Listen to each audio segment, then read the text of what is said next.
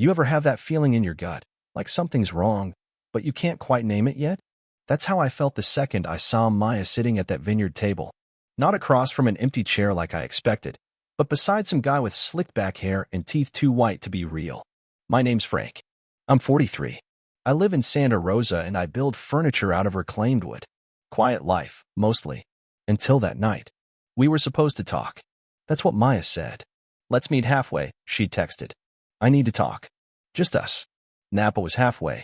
Fancy, sure, but she said it was important.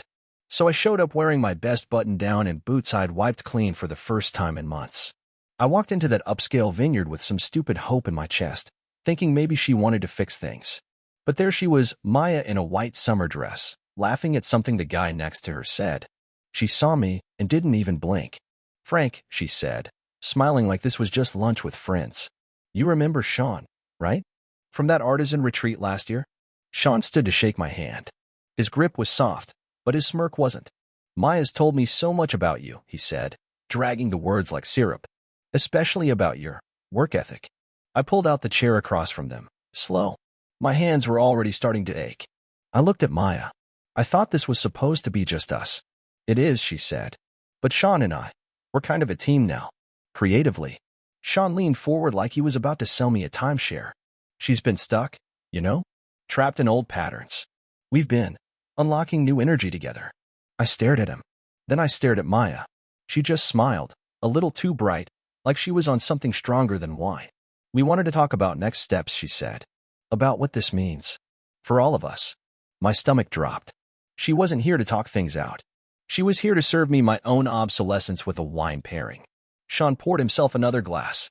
Look, man, he said, voice suddenly sharper. You can either bow out now or be reduced to sawdust. Your choice. That's when it hit me. This wasn't dinner. It was a setup.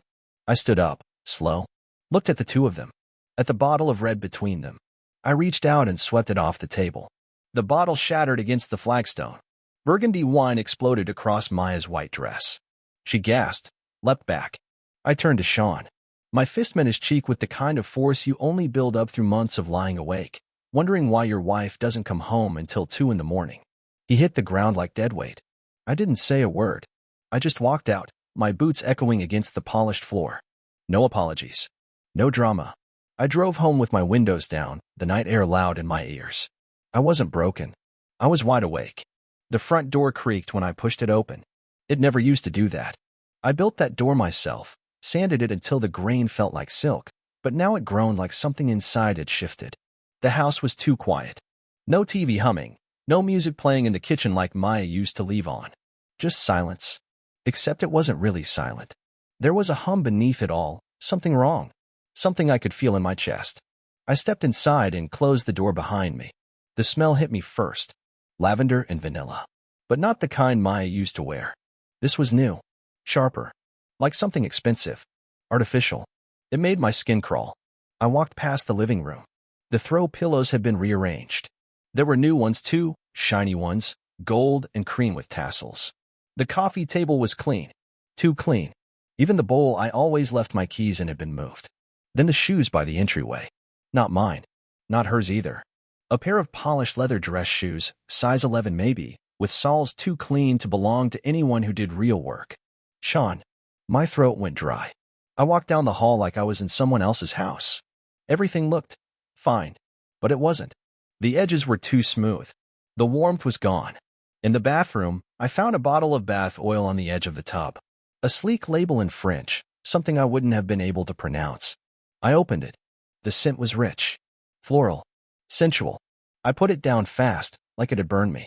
I turned to leave, but then I saw it, a red silk robe hanging on the back of the door. Still had the price tag on it. Never seen it before. She never wore anything like that around me. Back in the bedroom, I hesitated. I didn't want to go in. I already knew what I'd find. But I went anyway. Her laptop sat on the nightstand. Open. I stared at it for a long time before sitting down. Maya had never been good with passwords. I clicked the mail icon. There were folders. Dozens of them. But one was named Private Sketches. I opened it. Photos. Dozens. Some of her, some of him, some of them together. Her smiling in ways I hadn't seen in years. In bed. In hotel rooms. A video file named M, laughing. I clicked it. Sean's voice. Frank's like some woodland creature. He builds birdhouses and sulks in the garage. Then Maya's voice. Clear. Cruel. He's a recluse.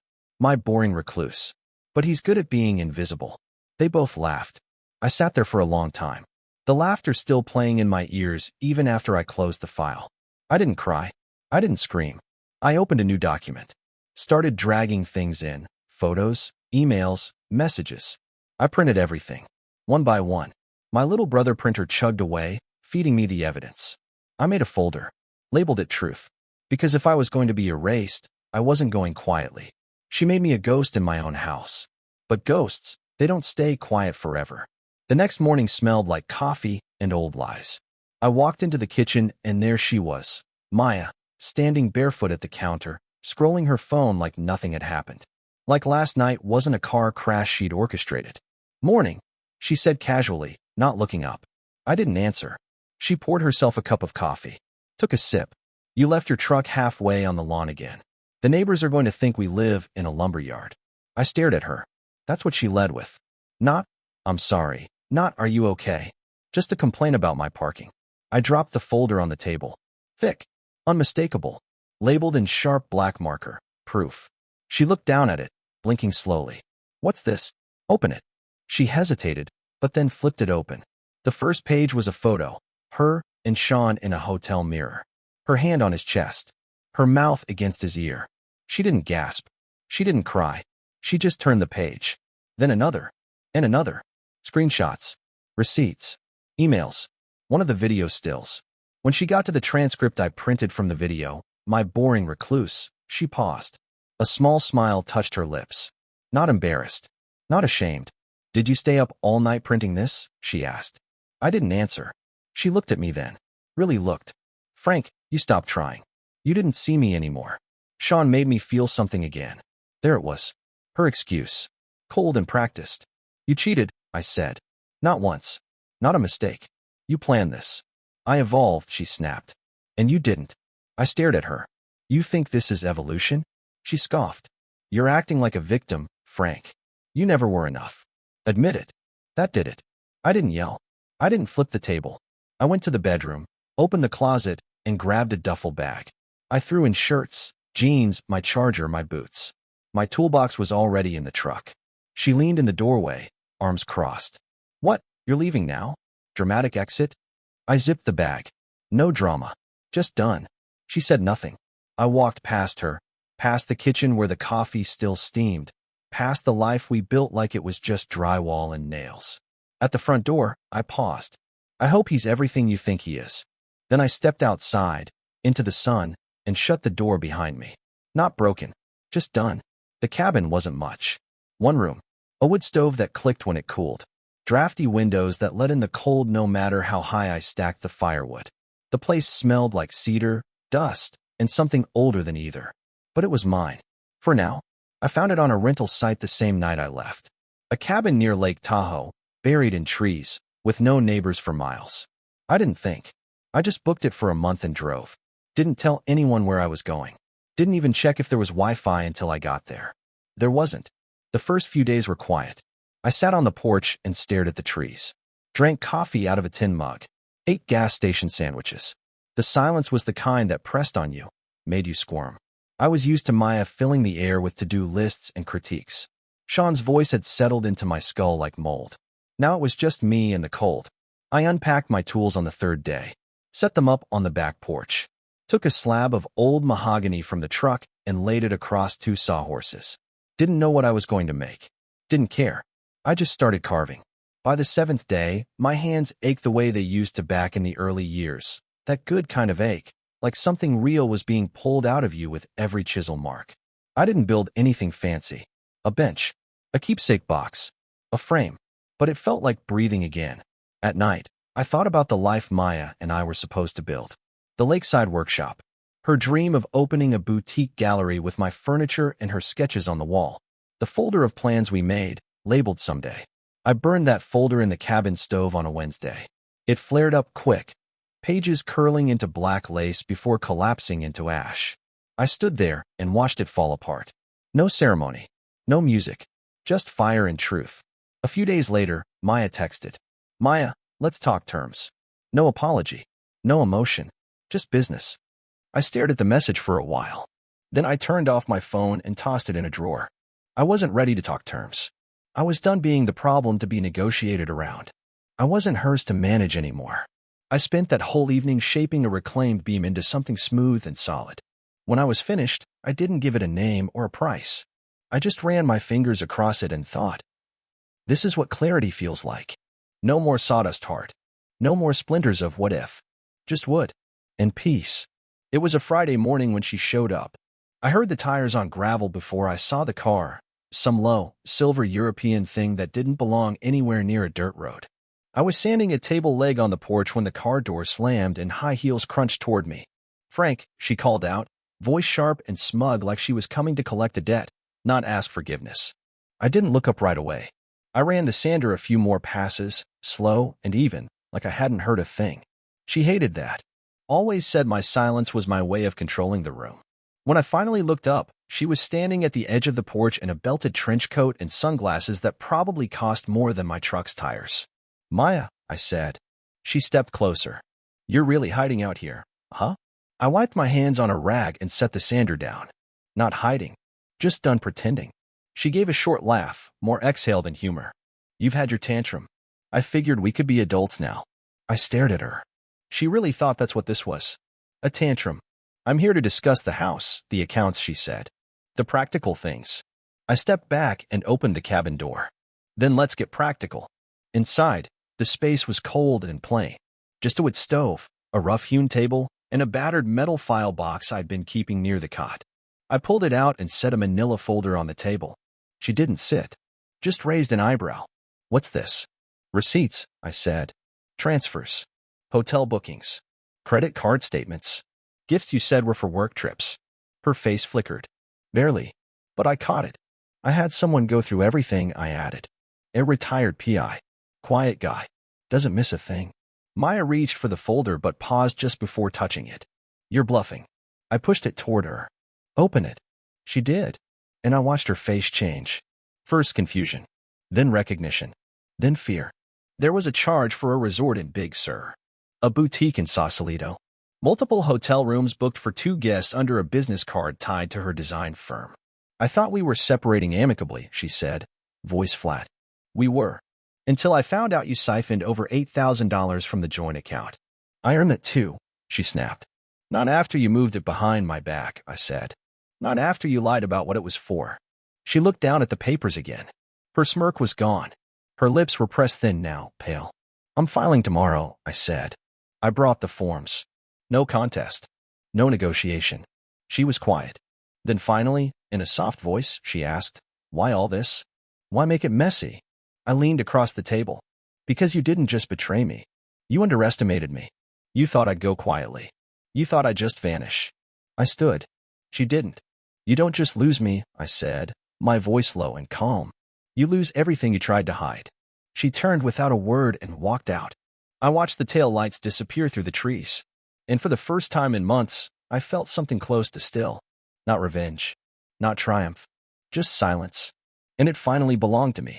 It was just afternoon when the bell above my workshop door rang. I looked up from the stool I was building, brush in one hand, a can of teak oil in the other. The air inside still smelled like cedar and steel wool. Outside, the Nevada City sun was sharp and clean. Then I saw him. Sean. Standing just inside the door like he wasn't sure whether to walk in or run for it. He had that same smug face, but it had thinned out. His hair wasn't slicked back like before, it was overgrown, curling at the edges. He looked like a man trying to hold himself together with borrowed confidence. Frank, he said, hands in his jacket pockets. Hey, can we talk? I didn't move. Didn't invite him in. I just stared. He took that as permission and stepped farther inside, looking around like he was in a museum made of guilt. This is cool, he said, nodding toward the finished pieces on the wall. You've got a good thing going here. I set the brush down. What do you want? He cleared his throat. Look, I'm not here to start anything. I guess I wanted to clear the air. I waited. He shifted his weight. Maya's talking about moving in with me. Said you're filing. That things are official now. I nodded once. She told me she'd already handled everything. Said you were fine with it. But I didn't know it was like this. I didn't know it was that serious between you two. I stared at him. She was my wife. Sean looked down, then gave a half shrug. Yeah, I know. I just figured. I don't know, man. You seem kind of checked out. I stepped closer, voice low. Let me explain something to you. You weren't the solution. You were just the next distraction. He blinked, caught off guard. She gets bored, I said. Find something shiny. Something new. For a while, that was me. Now it's you. Sean opened his mouth to speak, but said nothing. You think you're different? I asked. You're not. I walked past him, back to my workbench. You don't have to act like this, he said behind me. I came here in good faith. I turned back, picked up the sander, and started working again. You wanted closure, I said over the hum. There it is. He stood there a second longer. Then he left. The bell rang again as the door shut, and all that was left behind was sawdust and silence. The voicemail came just after midnight. I was lying on the cot in the cabin, one arm flung over my eyes, the fire long since dead. I almost didn't check it. The number wasn't saved, but something told me it was her. Maya. I sat up and listened. Her voice was quiet, strained. The version of her I hadn't heard in years. No ice, no performance. Just a woman unraveling. Frank. I don't even know why I'm calling. I shouldn't be. I know that. There was a pause. Just static and a shaky breath. I made a mistake. I thought I wanted more. Excitement, passion, something bigger than furniture and weekends at the lake. And I got it. But it feels empty. Another pause. A sniff. Sean's gone. He left last week. Said I was too much. Said I needed too much. You'd think I'd be used to that by now. Her laugh was small and bitter. I thought I could control how this all played out. That I could land somewhere soft. But now I'm here, and it's just quiet. Too quiet. She hesitated again. I know you won't answer. I wouldn't either. But I just wanted to say it. I'm sorry. The message ended. I didn't replay it. I didn't save it. I didn't text back. Instead, I got up, pulled on a hoodie, and stepped out into the cold.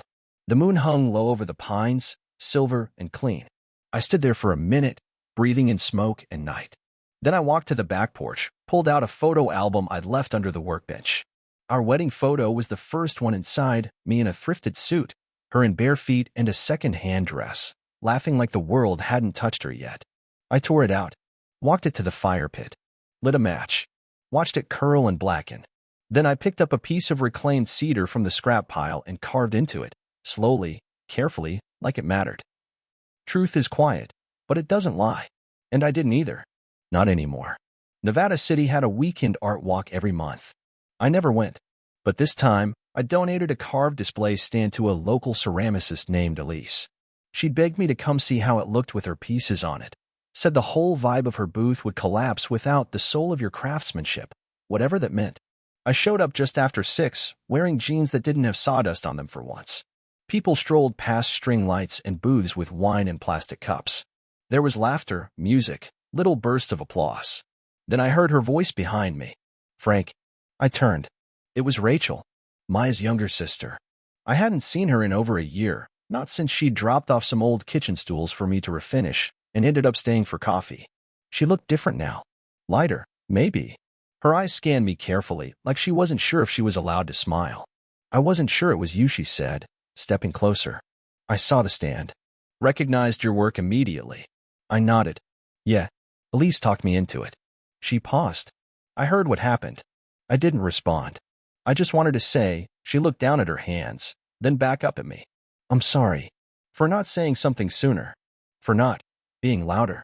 Her voice dropped. I warned Maya, she continued. Told her she was gambling with something real. That if she broke it, she might not get another shot. I looked at her then. Really looked. She wasn't trying to smooth it over. She wasn't taking sides. She was just telling the truth. She always thought your quiet meant weakness, Rachel said. But I knew. I knew it was strength. I felt something tighten in my throat. She reached into her coat pocket and pulled out a small envelope. This is something she drew a long time ago. A sketch of your workshop, actually. She left it at my place. I figured you should have it. I took it. Thanks. Rachel smiled gently. You deserve someone who saw your stillness as a gift, not a flaw. And just like that, she turned and walked back into the crowd. For the first time in a long time, I felt something shift. Not guilt, not grief, just understood. And God, that felt good. It was the middle of February when Sean reached out again. The message was short, no pleasantries. I need to talk. In person. It's about her. Part of me wanted to ignore it. Block the number. Burn the phone. But I was curious. Curious to see what regret looked like when it had no place left to hide. We met at a cafe off Route 49, one of those places with burnt coffee and cracked booths that smelled like old vinyl and wet paper. I got there first and took a seat near the window. He showed up 5 minutes later, looking like hell. Hair unwashed. Eyes sunken. He'd lost weight. Whatever shine he used to have, it was long gone. "Frank," he said, sliding into the seat across from me. I just nodded. He stared into his coffee like he was trying to read something in it. Then he said it. "She's cheating on me." I didn't blink. "I know the signs now," he went on. "The way she hides her phone. The sudden errands. The perfume that wasn't hers 2 weeks ago. All of it." He laughed. It was a weak, hollow sound. "She says I'm imagining things. That I'm insecure. But I know. I know." He looked at me then, eyes rimmed red, voice trembling at the edges. "I thought you were the problem. I thought she needed someone. Better. Louder. More alive. And now I can't even look at myself without wondering when I became you." I set my coffee down. "You didn't become me," I said. "You became wallpaper." He blinked. "What?" "She doesn't want a person, Sean. She wants a mirror. Something to reflect back whatever version of herself she likes that week. And when it stops doing that, she finds a new one." He went quiet. "I was you once," I said. "I bent myself into shapes I thought she wanted. Got smaller so she could feel bigger. Disappeared so she could shine." Sean stared at the window like he could climb out of it and run. "I don't even know who I am anymore," he muttered. I stood, grabbed my coat, left a 5 on the table. He didn't look up. At the door, I turned. "Now you know what it's like," I said. "To be used up and left hollow." Then I walked out, the bell above the door jangling behind me. I didn't feel satisfied. I didn't feel angry. I just felt lighter. Like I'd finally set down something I was never meant to carry. I met Claire on a Saturday morning at the Nevada City Farmers Market. She was at a small table selling pressed flower art, delicate pieces sealed in shadow boxes with labels in her soft, looping handwriting. I paused, not for the art at first, but for the stillness around her booth.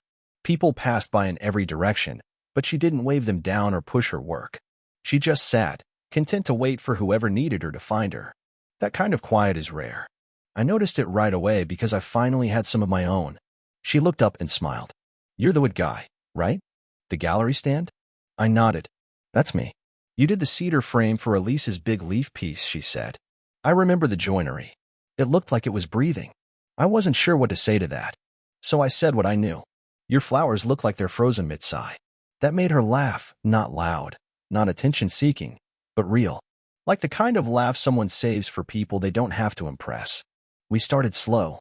Coffee after the market. Then lunch one afternoon at the picnic tables by Deer Creek. She told me she used to work in a San Francisco office, crunching analytics for an organic food startup. One day, she saw herself crying in a bathroom stall because someone misspelled her name in a company memo and realized she didn't belong in that world. "I moved here with 2 suitcases and no plan," she said. "Turns out I only needed one." We didn't talk about Maya. Not at first. Claire never asked what I was recovering from. She just listened when I chose to share. One rainy night, a few months in, we sat on my cabin porch, listening to the drops hit the metal roof. I told her everything. Not all at once, but the important parts. The ambush dinner. The lies. The silence that came after. She didn't say, "I'm sorry." She didn't say, "You deserve better." She said, "You were never the failure." She was just looking for something no one could give her. And I believed her. Because she said it with no agenda. No need to fix or rescue me. Just truth, soft and simple. That fall, I moved out of the cabin and into a 2-bedroom place near the edge of town. Claire helped me pick out houseplants.